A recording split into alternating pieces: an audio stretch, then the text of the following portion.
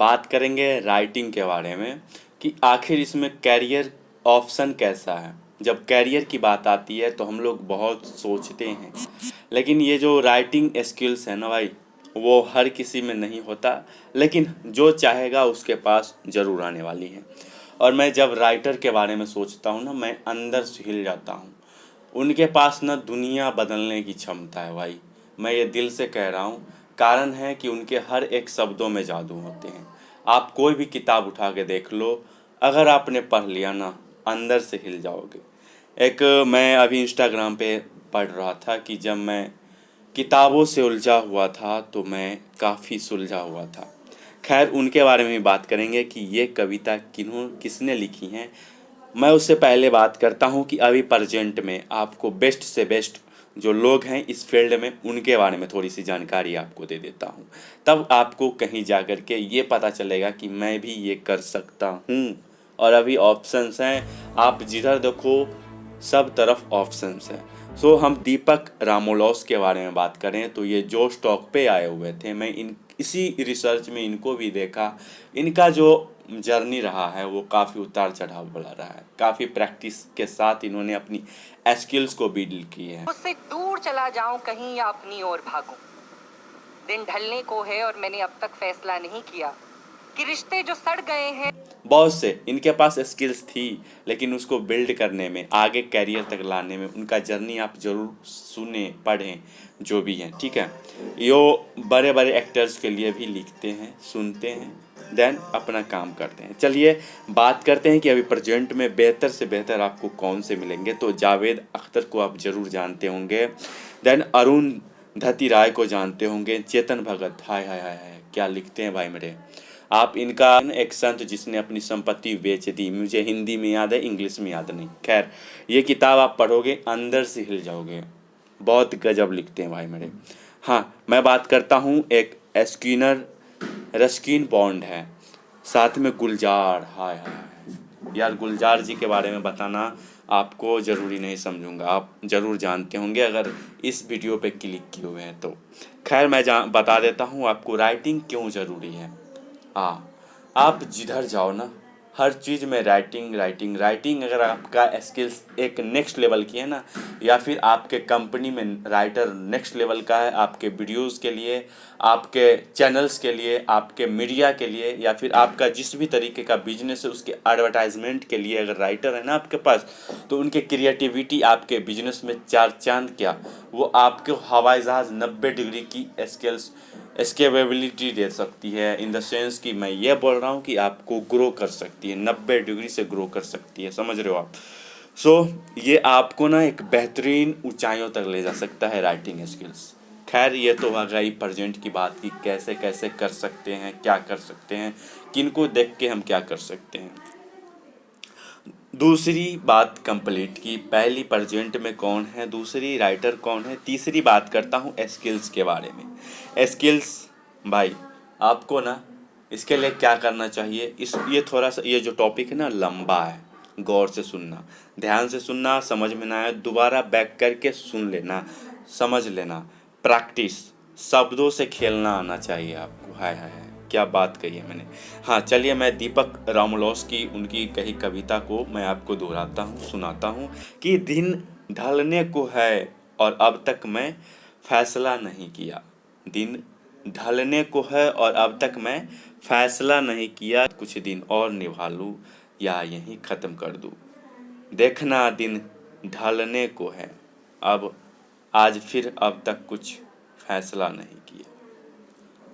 मस्त है ना, हिल गए ना, सुन के आनंद आया ना। ठीक इसी तरीके से शब्दों से खेलना आना चाहिए। आपको मैं बता देता हूँ, कुछ टिप्स बता देता हूँ। हाँ, आप जाओगे यूट्यूब पे सर्च करो पोइट्री, मैंने सर्च करा, बहुत से ऐसे लोग हैं जो अपनी राइटिंग स्किल्स एक बैनर बना लेते हैं, बैनर के साथ म्यूज़िक लगा करके शेयर कर देते हैं, इतना कर सकते हो। दूसरी, ये आसान है शुरुआत करने का, आप इसे नेक्स्ट लेवल तक कैसे ले जाओगे मैं बताने वाला हूँ इसी वीडियो में आराम से, ठीक है। अब दूसरी मैं बता देता हूँ, इंस्टाग्राम पे जो मैंने पढ़ी थी ना कि किताबों से उलझा हुआ था जब मैं, ज़िंदगी में काफ़ी सुलझा हुआ था। ये भाई क्या लिखते हैं यार, दी ब्राइट टेक्स, हाय हाय हाय हाय, सानिध्य करके नाम है भाई साहब का।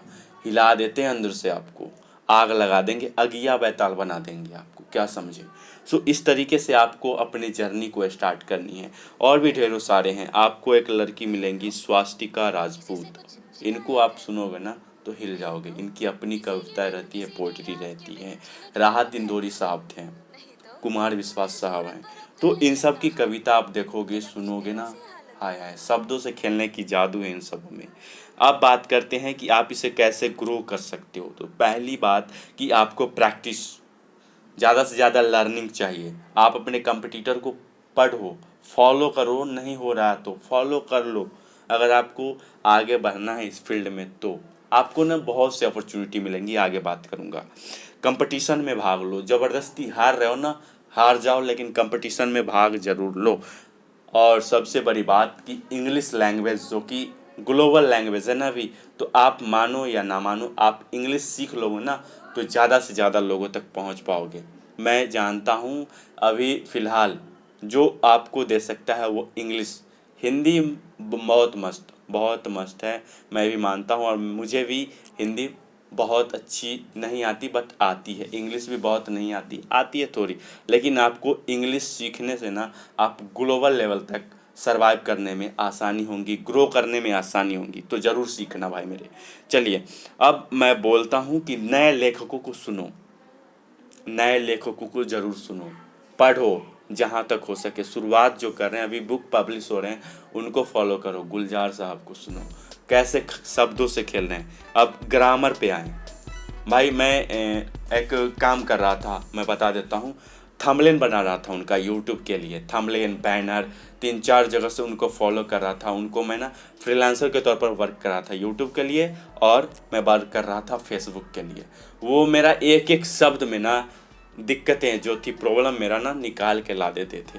मैं खुश इसलिए होता था क्योंकि वो मास कम्युनिकेशन के बारे में काफ़ी अच्छे तरीके से जानते थे। अब बात करते हैं भाई साहब, ये मास कम्युनिकेशन होता क्या है। आप जाओगे, आपका जो भी लैंग्वेज है, जो भी लैंग्वेज में आगे बढ़ना चाहते हो, उसको पहले सेलेक्ट करो। पहले सेलेक्ट करें हिंदी या इंग्लिश, देन उसके बाद आपको सेलेक्ट करनी है कि आप किस में और ग्रो करोगे, तो आपके ऊपर है। देन उसके बाद आपको 12th करनी है। 12th के बाद आप चाहें तो इसके लिए स्किल्स सीख सकते हैं, डिप्लोमा सर्टिफिकेट ले सकते हैं। उसमें जो बेहतरीन पॉइंट्स होते हैं, शब्दों के साथ खेलने की, क्रिएटिविटी सर्टिफिकेट वगैरह ले सकते हैं। 3 से 4 महीने 6 महीने की कोर्स हैं, कर सकते हैं।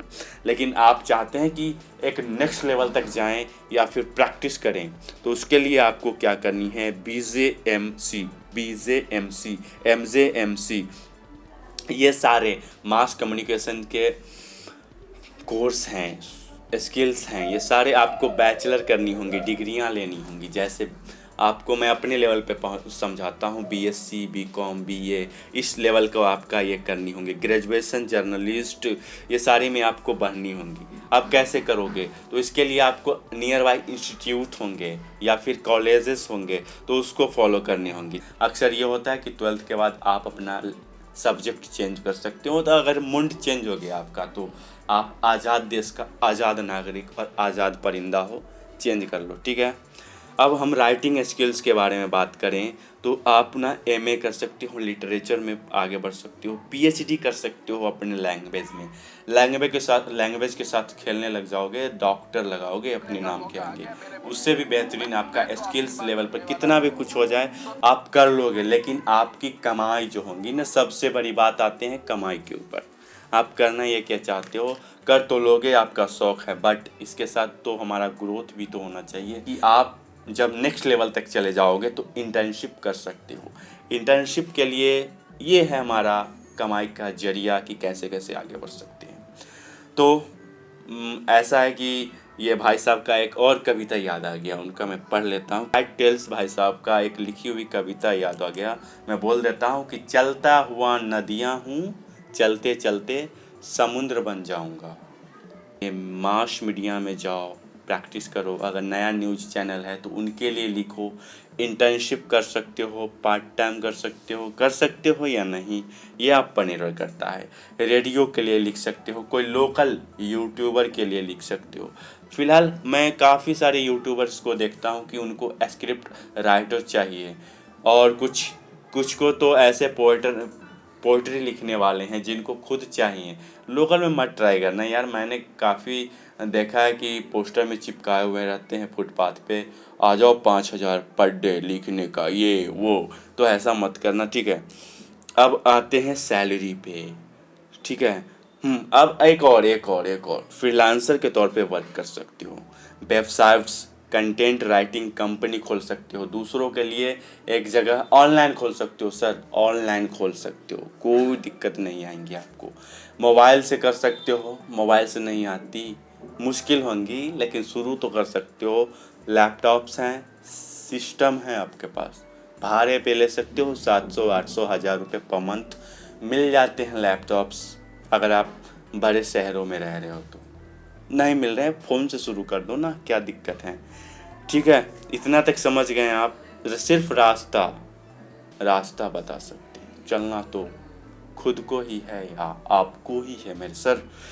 खैर, सैलरी की बात करते हैं तो मिनिमम जब आप इंटर्नशिप कर रहे होते हो तो आप ना, मिनिमम की बात करें तो 10 के आराम से कमा लोगे, 10,000 पर मंथ। सर्वाइव करने के लिए इतना अभी के हालात को देखते हुए नॉर्मल है, तो इतना अगर आप सर्वाइव कर रहे हो ना तो आगे ग्रो कर जाओगे मेरे दोस्त। सो ये है सैलरी का फंडा, और लोग तो करोड़ों कमा रहे हैं यार। आप दीवार से भी कंटेंट निकाल दोगे, ऐसी क्षमता होती है राइटर में। इसलिए यार मैं राइटर तो नहीं, बट राइटर को बहुत पसंद करता हूँ। सब्सक्राइब नहीं करना है, लाइक नहीं करना है तो डिसलाइक ज़रूर कर देना, ये आप पर डिपेंड करता है कुछ सीखने को मिला या नहीं। खैर, bye bye, tata and see you. हाँ भाई, आकाश का नाम लिया था मैंने, उसका एक पोएट्री छोड़ के जा रहा हूँ, उसका चैनल का लिंक मैं अपने डिस्क्रिप्शन में दे दूँगा, ज़रूर फॉलो कर लीजिएगा मेरे भाई। So thank you so much, keep watching, keep supporting, thank you.